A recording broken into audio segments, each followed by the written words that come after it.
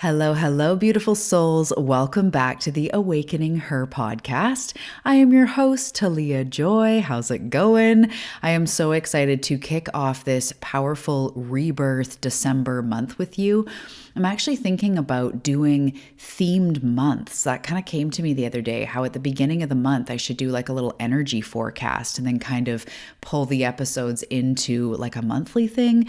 We'll see. Let's see I'd love the feedback if you want to let me know if you think that would be cool. So December, or synchronistically, anytime you're listening to this, is a potent time of year when we naturally feel the pull to reflect on things, right? And even if we say like we know January 1st, nothing like catastrophically changes, there is an energy change when we enter a new calendar year. So it really does cause us to reflect. Also, if you're in somewhere where right now it's fall or winter, those are naturally introspective months. Even if your temperature doesn't vary that much, the cooler weather calls you in. For us with seasons, it makes me more want to have like stews and warm food and be inside, and we go into reflection mode. And people that are indigenous to Alaska, I remember hearing that's considered to be the time where we go inside. We honor the inside, but also the family tribe. We spend time together. We're going to bed earlier, more rest. We're nurturing the insides. We're nurturing the tribe before we go out and need that energy of spring, right? To spring into action, and summer where we're like out all day and lots of energy output. So depending on where you are, there can be an introspective tone to this time of year anyway. So it is time where this is what we're doing. So we're talking about beginnings, we're talking about endings, and everything in between. As you know from what I talk about, that we are in a process, and we are in a process of transformation where we're morphing, we're shifting, we're being initiated into something bigger, but we're also rebirthing into something, and then we get thrown back in. And it is this evolution. Personal transformation is that we're starting from somewhere and we're going somewhere else, whether it's your health or your whole life or your mentality. When we go through a transformation, it is a death and rebirth. So death in this context means an ending, a death of something, right? So even in the seasons, to bring it back to nature, our ultimate teacher, the leaves do die, and we don't go like, no, that's bad, right? Like there is a death, there is a crumbling, but even with the leaves, they fade into the ground beneath. They become like a compost, plant material, something else eats it. It gets recycled in. Death is not bad. So in our lives, we need to be okay with learning how to let go of things and phases and beliefs about ourselves and concepts on reality and what we think is possible. There has to be that element of death to have the rebirth. So when I say death, I'm not going to be heavy on the death in this episode. I do mean that, an ending, more than it's not just human death. It's, an ending of something.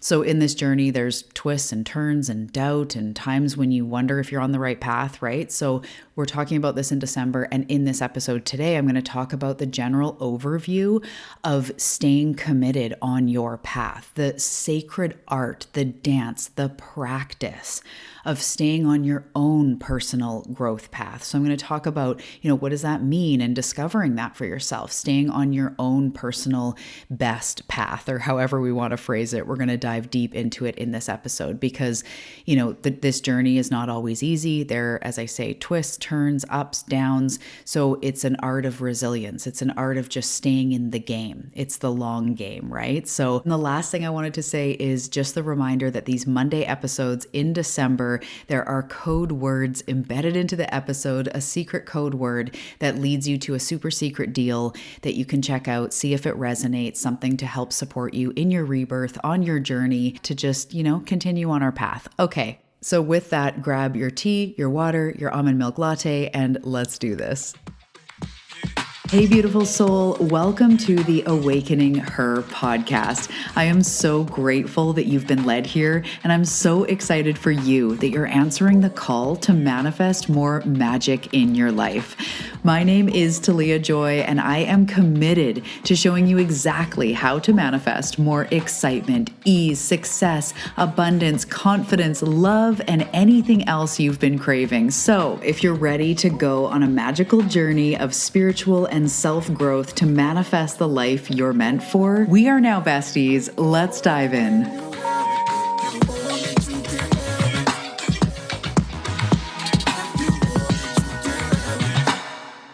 Okay, so jumping in, rebirth is not a one-time thing.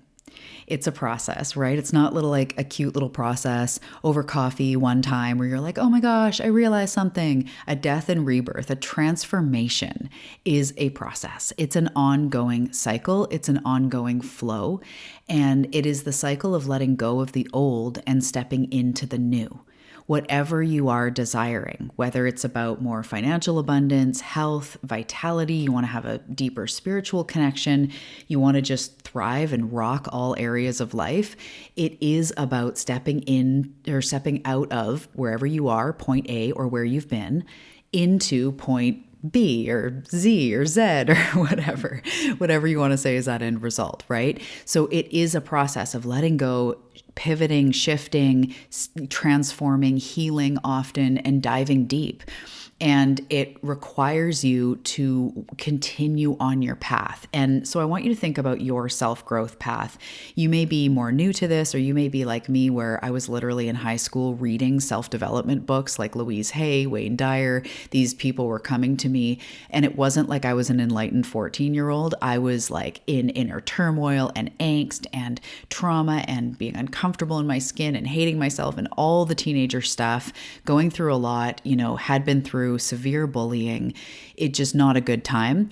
But these books found me, and I couldn't quite take them in at the time, of course, because every few years, if you read those books, they become like, ooh, I didn't remember this from that. And you learn things in different levels. So I couldn't really take it in, but it always was coming to me. So I want you to think back in your self-development path, even if it was just a couple years ago, and how, it has morphed, it has shifted. Maybe for you, it started with like going to therapy and going to counseling. I know I went to counseling when I was younger. I always did. Even when I had an eating disorder, that was kind of when I knew it was too far. It was like, well, I got to go to counseling. I got to get help for this. So I've done that a lot. And then it was more like coaching and self-development, self-growth, reading, and then it's spiritual and kind of how it has morphed and changed for you.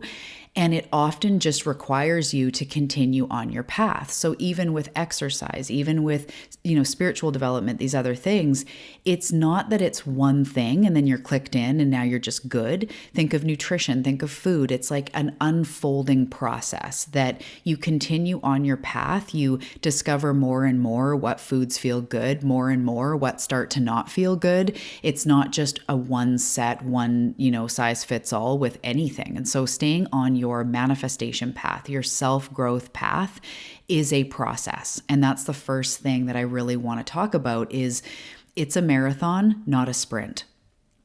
And when you have the mentality of marathon, so I'll get to manifesting and your goals. I'm not saying like your goals have to take a really long time. I mean, staying on your path is a long-term game. We stay on our path, we continue. So when you have that mentality of long-term, if you know you're running a marathon, as soon as the little like weep goes, you don't just bust out, right? When you watch long races, they don't start out at level 10 energy because you have to pace yourself. So in the realm of staying on your path and your self-growth, your self-care, your spiritual development, your goals, it is really about choosing devotion. So this is a big theme that I talk about on the path, my community, my private community, and it's devotion to your path. And if devotion doesn't work for you, as I describe it, you can pick another word, of course, that makes it feel that same feeling if it resonates. Because when I think of devotion, I think I'm devoted to my health. I'm devoted to my mental health. It's like practice, right? That I love how yoga is practice. It's a journal practice. It's a yoga practice. It's a mindfulness practice, which it kind of scares me when doctors say that theirs is a practice. I get it, but I'm like, can you maybe like not practice on me? Okay, you get it. But it's like that feeling of like with yoga, it's like show up as you are. Just come to just the fact that you came to the mat. How many times have you been in a yoga class where someone just lays in shavasana the whole time because that's what their body needs? But being in the energy is the act of devotion, of showing up for yourself. And for me, this came after a lot of healing because I didn't believe I was worthy of showing up for. I wasn't good at keeping my word to myself. I didn't understand unconditional self-love like I do today, and I can't imagine how it's going to resonate in 5 years from now. It's just something that continues to unfold. So when we devote to ourselves, we're also practicing self-love. Like, I am worth this. My goals are worth this. And if you think of, money or health or wanting to feel grounded or in purpose in your life, it's a devotion. It's like I choose it, and each morning I decide to honor my soul's calling. I decide to honor what is important to me. And sometimes when it's inconvenient or your head is going like, meh, do you need to go for that walk? You think devotion. It's like showing up. But do you notice how devotion doesn't say 3 days a week for this much and like 35 minutes of cardio? Like, that's the ego. And you can pick a plan if it feels great. But devotion is like you're just going to show up. So maybe I'm practicing how to run for a 10K or a 10 mile or whatever. And I'm just practicing. And one day I really don't want to. So I'm just going to go for a walk instead of a run. That is devotion. That's what an athlete would do, right? And then also there's active rest because I'm devoted to my higher health and I don't want to injure myself. So I'm going to rest. So, but it's powerfully choosing. It's not sabotaging and promising and then not doing, which is what I do and did forever. And it's still a practice. So I think of it like devotion to your path. Hey, psst, you found the code word. The code word is path. So I want to just, before we go forward, I want to think about, we're talking about rebirth. We're talking about transformation. What is it that you are rebirthing? What are you transforming? Think of an area of life and then think about it like I am devoted to my path in this. In relationship to money, in relationship to health. I am devoted to my path, not just how can I get rich? How can I figure this out? What is the shortcut? That's not the marathon thinking.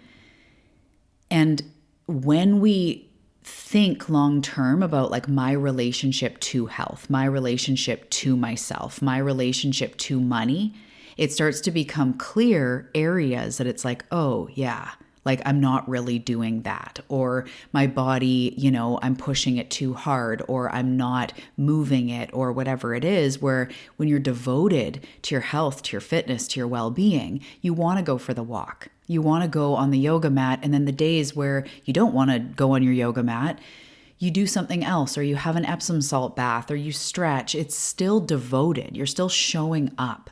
So you don't need a rigid plan. What I like to focus on is devotion. And you could think commitment if you want. To me, commitment gets a little bit more scrunchy because it almost sounds like, well, are you committed or not? Right? Whereas devotion is like, I'm just going to show up. I'm just going to show up and do the best that I can. And when I'm devoted to healing my body, I'm also devoted to self-healing, which means when I'm going through things, I'm being kinder to myself.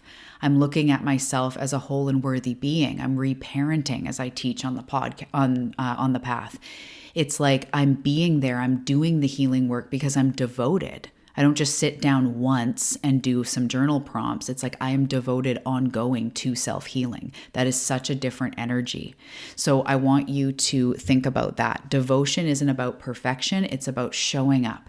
It's about saying, I may not have all the answers, but I'm here and I'm committed. I'm committed to myself. And that energy is magnetic, not just to your goals, to the universe, but to you becoming that next version, the rebirth that you're stepping into. So next I want to talk about, in the theme of devotion, I also want to talk about resilience. And there is that commitment when things get rough that you pull from, right? Because ultimately you are committed to your self-growth. Even if you feel like you've taken detours and, you're not quite there yet, either am I, but we are committed. Let's be honest. You're a little scrappy, right? With your self-growth, you're committing to shit and you're moving mountains and you're really trying to like face your stuff and do better. And, same with me, we do have that element of commitment sometimes. I just don't like it to feel crunchy. But anyway, it becomes about resilience. And I want you to think about resilience not as weathering every storm bravely, but as I fucking bounce back. Like I just got the image of a palm tree being slammed to the ground by the winds. We've all seen it, where it bends an incredible amount. And then as soon as the winds are over, it's just like back up, because that is resilient AF, right? Bamboo, resilient, because it's got roots that go forever down.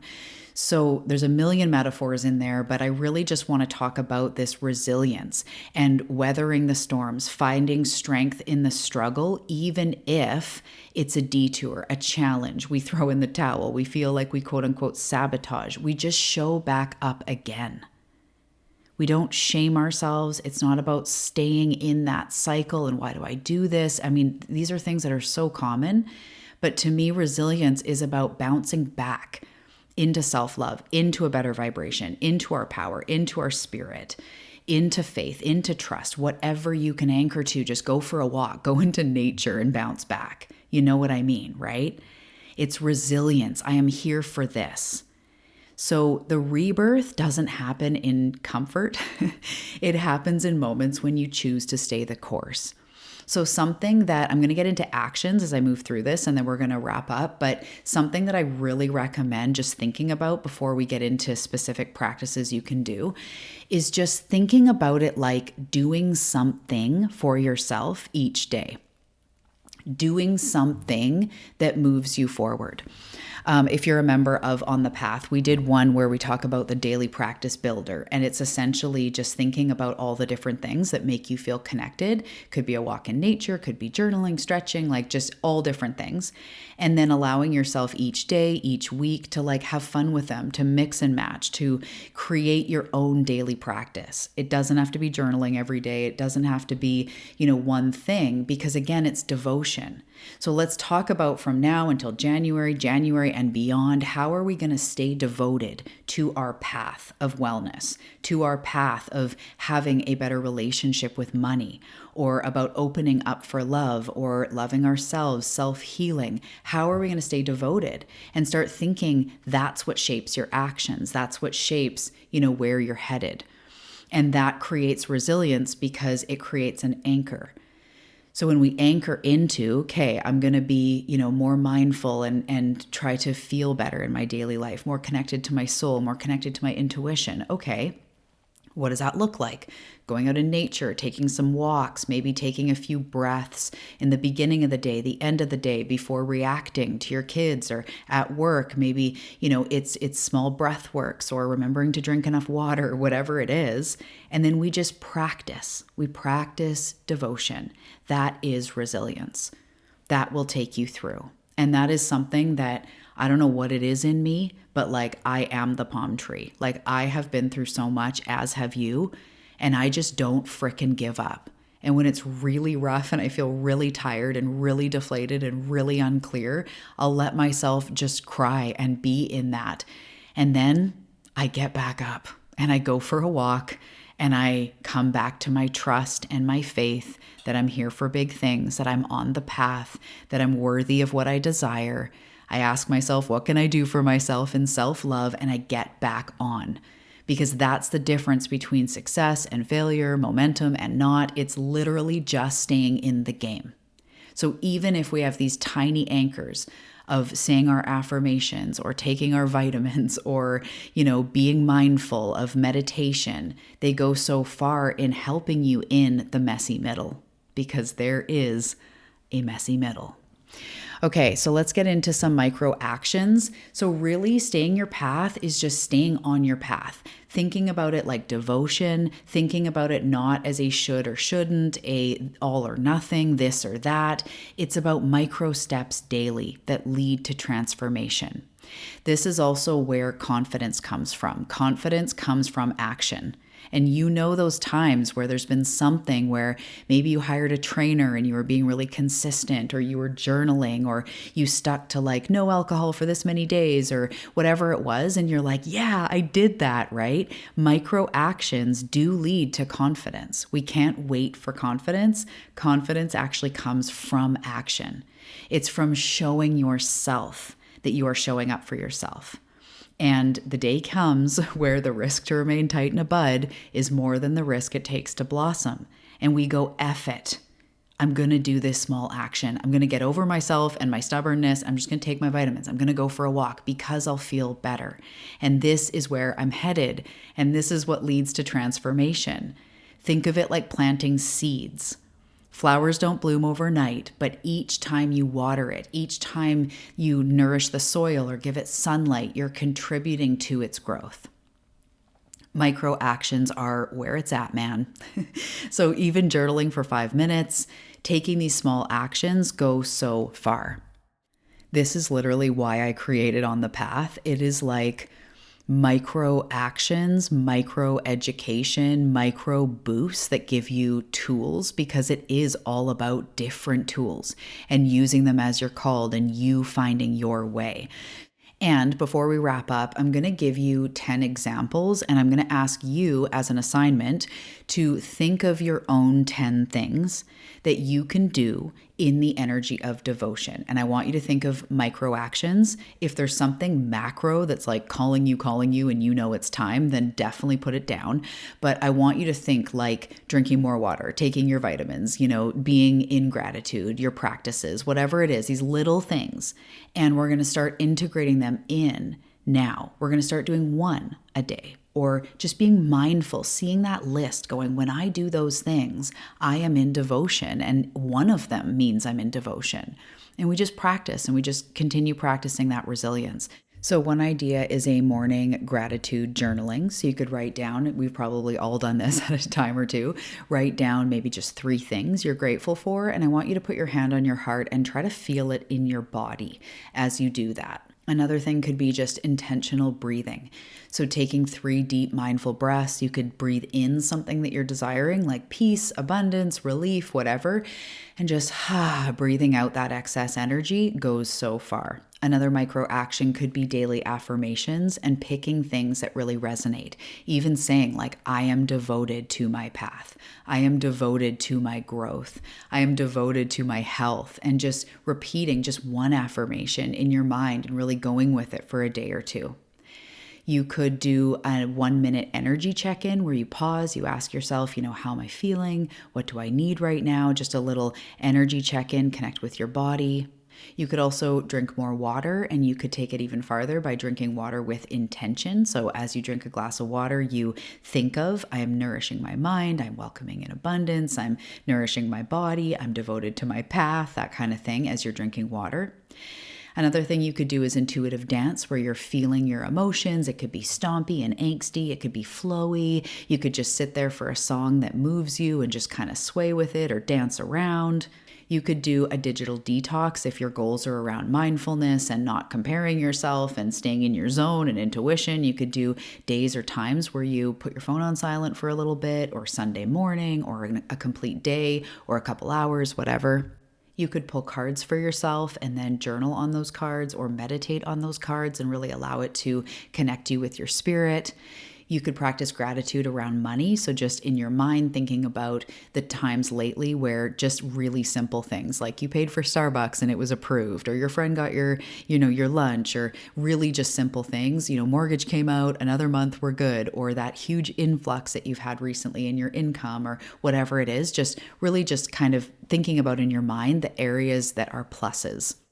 Another one I like to do is I set a timer for a set amount of time and I just focus on my body. So I might stretch, I might dance, I might work out, I might do yoga. It just really depends. Foam roll, it might really depend on what my body needs. Sometimes I just starfish on my mat and that's what it feels like that's what I feel like I need. Okay, the last one I'm going to talk about, I literally don't know how many I just shared. I said I was going to do 10 and I feel like I may have gone like way more, but the last one I wanted to talk about is celebrating and acknowledging one thing each day before you go to sleep. So I congratulate myself for keeping my cool, or for unexpected sale, or for this journey I'm on, for being devoted to my path, for going for that walk, for, taking a moment to reflect, for doing my journaling, whatever it is, taking one small thing or a big thing and just acknowledging yourself. Put your hand on your heart and say, I acknowledge myself.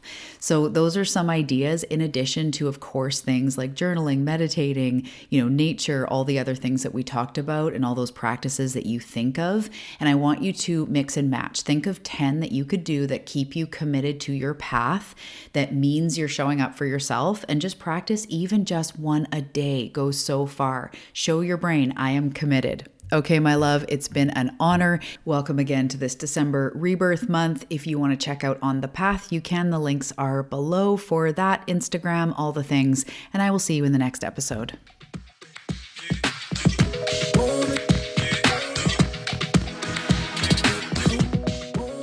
Thank you for listening to the Awakening Her podcast, your go-to for real life manifestation. If you enjoyed the show, please leave a review on Apple Podcasts, Spotify, or wherever you're listening from. Reviews really help the show. You can also find me after the show on Instagram at Talia Joy Manifestation. And listen, love, I know that you are ready to stop spinning your wheels and hustling and doing a bunch of stuff, and you're ready to make the money you want to make, to feel the way you want to feel. And if this is the case for you, then you are absolutely in the right place. I'm so excited. And if you're ready to jump into the implementation, you can check out On the Path. The link is below. Remember, all manifestation starts on the inside. I'll see you in the next episode.